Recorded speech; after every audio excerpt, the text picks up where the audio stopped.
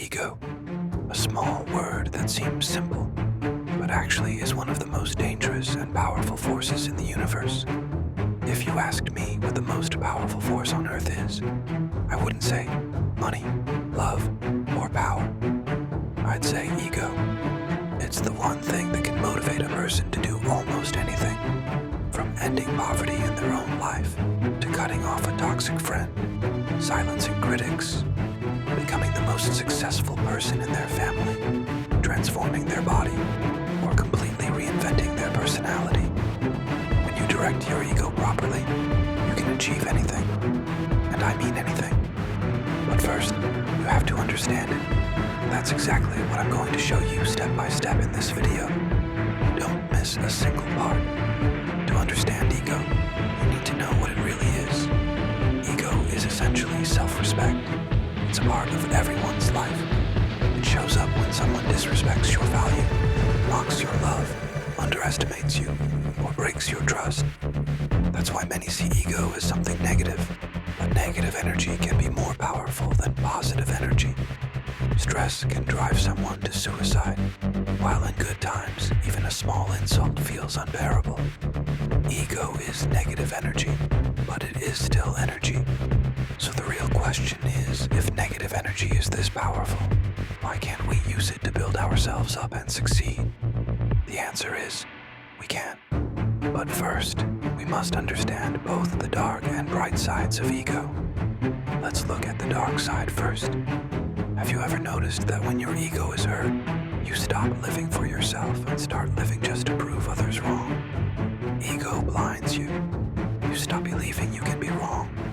Advice feels like an insult. Suggestions feel like attacks. You think everyone is against you. Your friend wants. You want to have a conversation, but your ego tells you, if I text first, I'll seem weak. Think about this. Something so small can stop you from sending just one simple message, one apology. And by doing so, you could lose a relationship, an opportunity, or a second chance. The truth is, ego causes more failures than successes. It takes away your chance to learn. You believe you know everything, and that very belief keeps you stuck. Ego isolates you. You end up in a world where you only listen to yourself, disconnected from others. You win in your ego, but lose in real life. However, ego isn't always a bad thing. The very force that can destroy you can also build you up. When the world tries to push you down, your ego is the voice that says, I'm not as insignificant as they think. When everyone says, you can't do it, ego whispers, watch me. Ego can be the fuel that keeps you going, even when you're exhausted. The fire that burns when motivation fades. It gives you an identity. I deserve my dreams. When others try to diminish your self-respect, ego becomes your shield, telling you, I know my worth. I'm not defined by anyone else's words.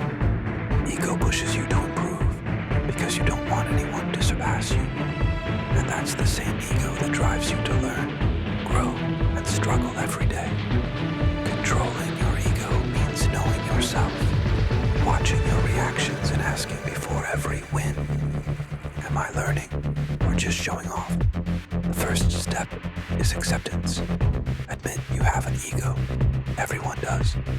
The key difference is whether you control it or it controls you.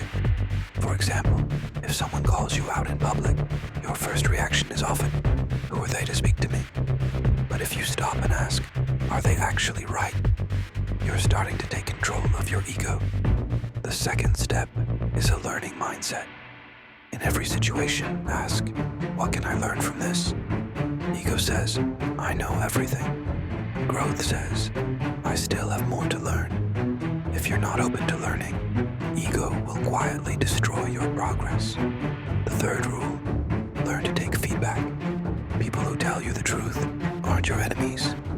They're your mirrors. Stop running from them. Start learning from them. Fourth, practice silence. Sometimes saying nothing is the biggest ego control.